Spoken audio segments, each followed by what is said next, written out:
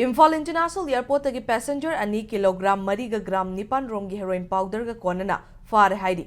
Passenger ani adu Imphal tagi Guwahati tamna paina bagi damak lakpada ngasi nungthil pung 3:42 chatpa matamda heroin powder ga konana security force faba ngamkhibani. Passenger ani adu Madhya Pradesh tagi Suresh Apokpa Kanhayalal amadi Vijay Singh Apokpa Rajendra Singh ne. Impact News afangba pauda makhoi anina Air India Express ki flight amada Guwahati tamna paina bagi damak airport laki loidana makhoi anina purakhiba baggage adu CISF na random X-ray screening tauba matamda chingnaba posak yaubu thengnaki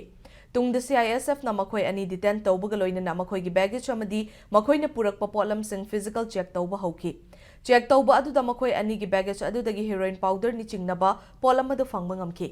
Makhoi ani na purakhiba polam adu kari lamda thagadabano haiba khangdoknaba investigation tauba haubaga loinana makha tabe investigation gi damak narcotic control bureau da khutsinakre